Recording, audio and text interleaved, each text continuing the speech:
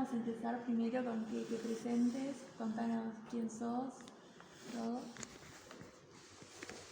Bueno, en primer lugar, un agradecimiento a ustedes, ¿no? Por estar acá, por estar con ustedes, por estar contándoles un poco la historia que vivimos, el pasado reciente, le dicen, porque parece que hubiera sido hace poco y ya pasaron 40 años, no sé cuántos, algo así. Para mí fue hace poco, ¿viste? Bueno, y feliz de estar acá. Yo soy Jorge Mauricio Grimberg, el Mauro me decía. Estuvimos en la lucha de los años 70 contra lo que fueron los regímenes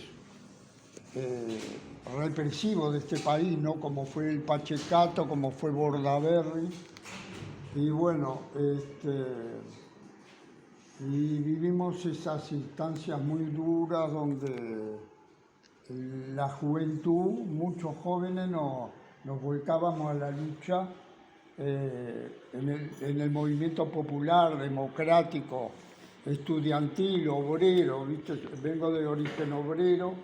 Enrique, que fue compañero mío, era del medio estudiantil, pero también trabajaba, ¿no? Era una familia media humilde, más bien humilde, trabajadora, yo qué sé. De repente un poquito más de clase media, pero no era tan clase media pudiente, ¿no? Por eso Enrique trabajaba y era una persona que tenía valores, tenía cosas, ¿no? Entonces, un poco así para presentarme y vos preguntarme lo que quieras, ¿no? ¿Podrías contarnos más sobre Enrique? ¿Qué recordás? ¿Anécdotas con él? ¿Cómo era? Bueno, sí, mirá, Enrique yo lo conocí en esos momentos en la lucha popular, ¿no? En las manifestaciones, en las distintas instancias de movilización que teníamos contra el Pachecato, que había establecido, este gobierno de Pacheco había establecido las medidas prontas de seguridad, que así nomás como sentí medidas prontas que fueron votadas en el Parlamento, fueron medidas represivas, que incluso represivas contra los jóvenes, ¿viste? En primer lugar, que están en el movimiento estudiantil nada menos que reclamando el boleto estudiantil, ¿viste? Y por ese reclamo del movimiento estudiantil empezaron a matar estudiantes, como mataron a Liberarse, mataron a Susana Pinto, mataron a Hugo de los Santos y siguieron matando, ¿viste? Y nosotros nos enfrentamos esas medidas porque para nosotros eran medidas represivas, medidas incluso fueron medidas auspiciadas por Estados Unidos, apoyadas, ¿viste? Por Estados Unidos, y que estaban queriendo frenar el auge del movimiento popular que se estaba dando en esta parte del cono sur de América, ¿no? En Argentina, tanto en Argentina como acá. El movimiento popular era bastante avanzado, un movimiento obrero muy fuerte y un movimiento estudiantil que salíamos juntos a las manifestaciones. Incluso había una consigna que decía obrero y estudiante unidos y adelante. Entonces en esas movilizaciones fue que nos conocimos una pila de compañeros, muchachitos así como ustedes. El negro en ese entonces tenía 18, 19 años. Y bueno, los conocíamos los Cruz. La última vez que lo vi al negro, por ejemplo, fue en una movilización cuando mataron a Eber Nieto.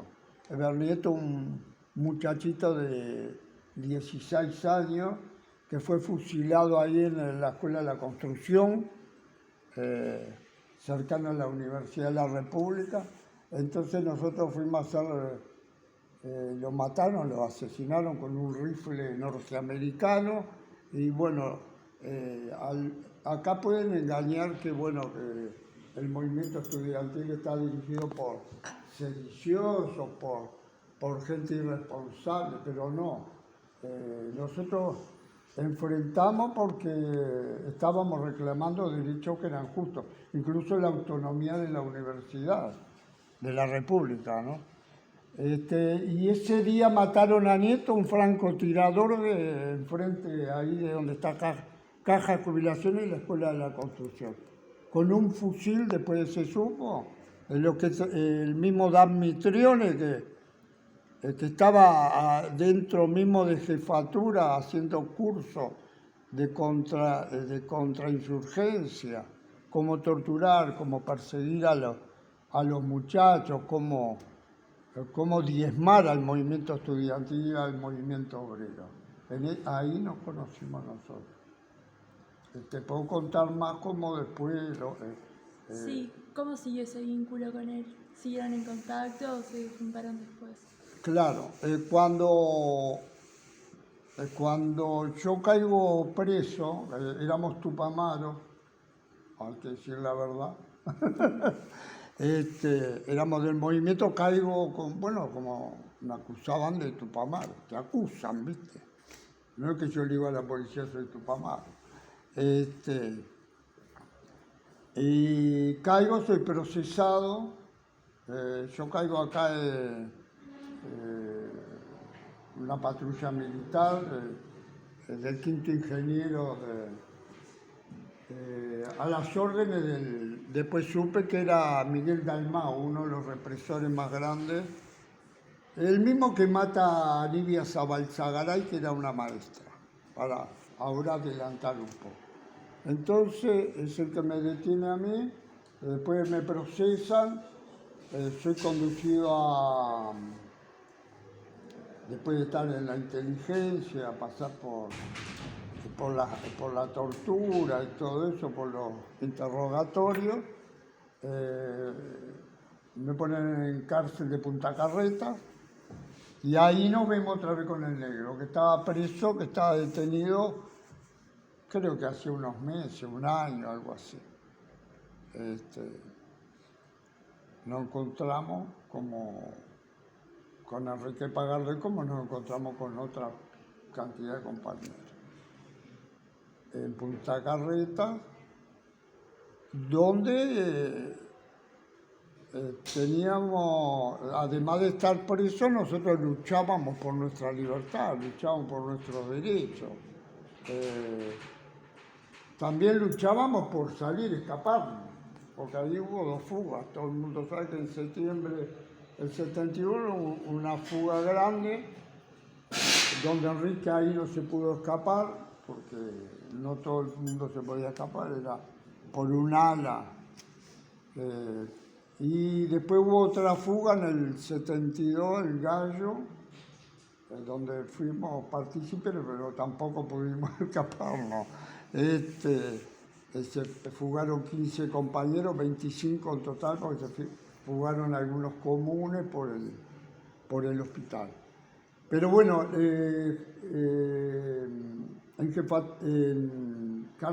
cárcel de Punta Carreta, que ahora es un shopping que de vez en cuando vamos, esa celda es la mía, yo digo, le digo a uno que hace asado al frente, ¿no? Dice, vengo a comer a mi apartamento, dice. Y digo, este es mi apartamento. Entonces, el negrito estaba en una celda un poco más allá, pero nos veíamos en el patio cuando salíamos cuando teníamos patio, porque a veces se cortaban las medidas por la represión, o no tenías patio, no tenías visitas, se cortaba la visita, por supuesto. Esto no fue un gobierno que nos daba todas las cuestiones, los derechos que podíamos tener. No, acá no se trataba bien a nadie. Los derechos estaban, no había derecho. era una sociedad sin derecho. No, fíjate vos que no podían dar de a 3 jóvenes en la calle. No podía hablar, no tenía derecho a reunión, no tenía derecho de medida. Eso fue lo que enfrentamos. Nosotros enfrentamos todo eso. Por eso no era una sociedad democrática como dicen, ¿viste? Perdón, Mauro, no solamente el derecho a no andar 3 personas. Si ibas en un ómnibus, te hacían bajar con una ametralladora, te la encajaban en el pecho y le decían a todos, saquen la cédula, abajo en el ómnibus. Y si a alguno no le gustaba la cara o algo, se lo llevaban. Entonces no era el derecho a andar 2, 3, 1. No tenías el derecho a tomarte un ómnibus o a andar por la calle. Si les gustaba o no, era otra cosa. Claro. No pasaba por ahí. Claro. Los derechos no existían. De nada. Mi madre me decía, no te olvides el documento, ya la sé. Pero mami, si me llevo la cédula me detienen igual. Acá te detienen por sospechoso, por cualquier cosa. Pues ya te conocen. Allá va, dale, para adentro otra vez. Yo, por ejemplo, antes de ser procesado tenía como 12, 15, no me acuerdo. Detenciones, metidas en la cárcel, nunca me habían procesado. Pero te iban haciendo Y el negro igual, ¿viste? El negro ya había sido varias veces por el movimiento estudiantil, había sido detenido. Si me permitís, les voy a aclarar algo. Es decir, esas entradas que él dice también se generan a través de que le dan la libertad, le dicen estás en libertad y antes de traspasar el portón lo vuelven a agarrar y lo vuelven a entrar. Entonces Claro. no llegaba a respirar el aire de la vereda. Claro, te estoy haciendo un poco, vos me preguntaste por Enrique, pero te tengo que hablar de Enrique en un contexto donde vivíamos, porque si no, ¿de qué estamos hablando? Entonces, yo por ejemplo trabajé en el movimiento obrero, trabajé de gastronómico, después trabajé, era metalúrgico y pasé a ser secretario con 20 años, ¿viste? Secretario del gremio metalúrgico del comité de base de la fábrica, de la Fiat. Entonces hacía un paro, me rodeaban la fábrica la policía, los milicos, bien clarito, que no podía hacer paro porque los paros, bueno, pero dígaselo a él, el que no paga lo que nos tiene que pagar, dígale al patrón que no paga lo que tiene que pagar. Entonces, ¿qué quiere? Si no nos paga, nosotros le paramos. Y bueno, él es el que tiene la culpa. Además, no un problema con la policía, con el Ministerio de Trabajo. Siempre decía el mismo verso, el Ministerio de Trabajo. Bueno, sí, pero nos tiene que acompañar, siempre me llevaba. Entonces... ¿Y por qué era eso? ¿Por qué se generaba toda esa situación? Porque un compañero pidió 500 pesos para pasar las fiestas, un vale, y le dicen que no, pero no le dicen que no solamente, le dicen que no y está suspendido 15 días por pedir un vale. Entonces, frente a esa injusticia social que una fiesta, vos la querés tener un pan dulce, el que tenía hijos no tenía, y estos compañeros se enteran y generan. Un lugar donde trabajé que fue el Gran Múnich. El negro pasó por ahí, me acuerdo, una vuelta. Y ahí yo defendía a un trabajador que lo habían echado, ¿viste? No, lo habían suspendido. Entonces cortamos todo y la policía vino y dice, no puede. Y bueno, pero él fue el que no le dio lo que... Le pidieron 500 pesos de vale y no se lo dio y además lo suspendió. La culpa la tiene el gerente. No, pero usted tiene que desocupar. No, pero yo no voy a desocupar. Y bueno, me llevan preso 3 veces más. Así era esta sociedad, ¿viste? Llevarte preso. Y en eso ganabas vos, porque ganabas compañeros, te oponías a esa política embreadora que tenían la libertad a los patrones de no pagarte y no hago esto, pero vos el trabajador no podía parar. Entonces nosotros rompíamos con eso, parando y haciendo lo que nos parecía. Te llevaban preso, o sea, el juez decretaba tu libertad porque no sé qué, y allá te largaban, o te metían bajo la medida una semana, te daban unos palos en una blanda y después vos seguías lo mismo porque no te rendías. Así nos conocimos con el negro. Y en Punta Carreta, se exacerbaron la represión ahí mismo contra los presos, porque en Punta Carreta estaba el MLN, ¿no? Se dio la fuga, después la fuga del 71, empezaron a reprimir más, empezaron a matar más compañeros, empezó a actuar el Escuadrón de la Muerte, ¿viste? Que nos mató a Ramos Filippini, que era otro estudiante, lo mataron ahí en Quibón, en la Rambla. Entonces, en ese contexto nosotros nos fuimos formando y pasamos la cárcel, enfrentamos la represión que nos sacaban los libros, por eso quiero tanto a los libros. Le cambiábamos el título a los libros para que no los saquen. Yo qué sé, le poníamos La canoa pescadora, yo qué sé, cualquier título para leer un libro que era de Lenin, de Marx, o de Fidel, o de quien sea. Sacaban todo. Papillón teníamos, de libros que nos hacíamos entrar, a veces clandestinos, ¿viste? Teníamos escondrijos, yo que sé, en estas situaciones estuvimos presos ahí. Le decíamos los berretines, hacíamos berretines para esconder los libros como camuflar para que no nos lleven las cosas. Pero el ejército venía y te rompía todo, ¿viste? Para afuera y te rompían todas las cosas. Y otra vez armando nuestro camino de lucha. Entonces nos liberan de Punta Carreta, yo soy liberado un día, el negro todavía sigue unos días más, parece, por ahí, me liberaron, yo digo, bueno, me llegó la libertad, qué raro, me matarán ahí cuando salga a la casa, bueno, pero me dieron la libertad todavía. Me llevan hasta la puerta, me saludan los compañeros, le digo patria o muerte, me acuerdo que les grito, y los compañeros golpeaban las manos y las puertas, ¿viste?